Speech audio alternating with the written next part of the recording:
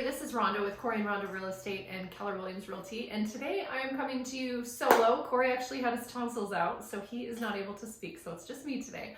And I'm going to talk about the most frequently asked questions from buyers. Let's get to work. Let's get to work.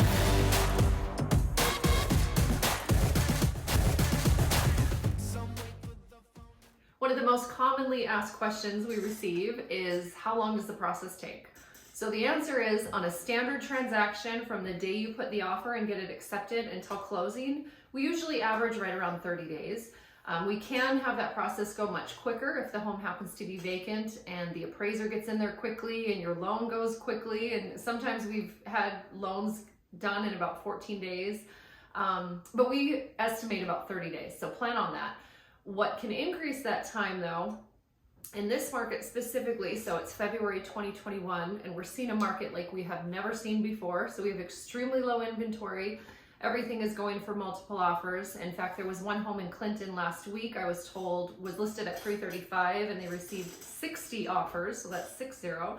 So in that case, the reason I bring that up is because if you're a buyer and you contact us 35 days before you need to be in a house, you might want to give yourself a little more time just in case we do have to put in several offers, because that's the norm in this market. And it might take a little while to find the house and get an accepted offer.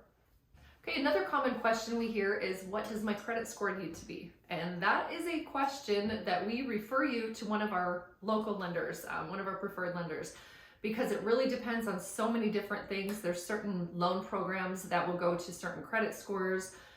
VA, FHA, they require different credit scores. So we will defer you to a lender. And again, if you don't have one, we have several that we work with here locally that we can refer you to.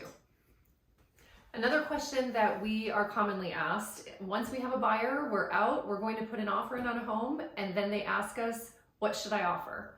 And as realtors, what we want to do with all of our clients, our buyers and our sellers, is educate them on the market.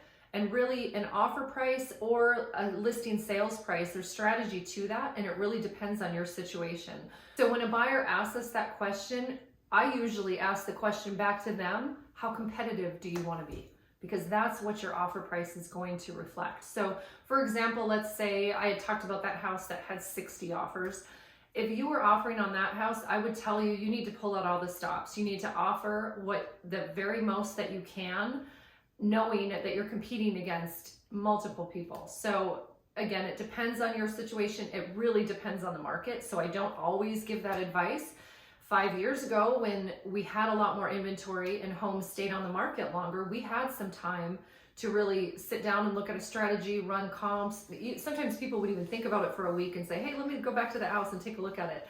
And in this market, we just don't have that luxury. So when somebody asks us what they want to offer on the home, again, we come back to them, we educate them about the market, and then we ask them how competitive do they want to be.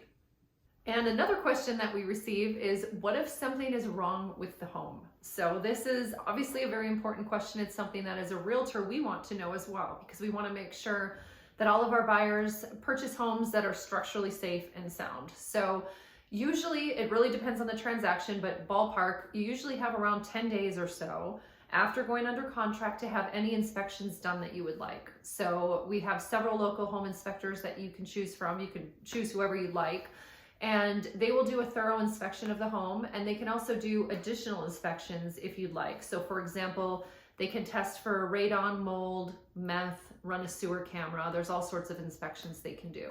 So if something were to come back that was considered safety or structurally wrong with the home, we would then go back to the seller and have a discussion with the seller's agent. So several things can happen. Sometimes the buyer will end up asking for a reduction in sales price. Sometimes the seller will just go ahead and fix it. And sometimes we come to an agreement in the middle. So we let our buyers know that there is time once they go under contract to do inspections, and really to, maybe somebody's just moving here and they don't know the neighborhoods and they're super nervous about schools and traffic and everything else. And again, like I mentioned earlier, this market is not giving us a whole lot of time to really think about things. So you do have that due diligence time built into the contract to do your inspections and to make sure that the home is safe and sound. And if you have any questions about the purchase process or anything to do with real estate here in Northern Utah, we would love to speak to you. So you can reach out to us on our website, send us an email, send us a text, whatever is easier. We look forward to hearing from you. And if you like this video, make sure you hit like and subscribe. We post new videos every Friday.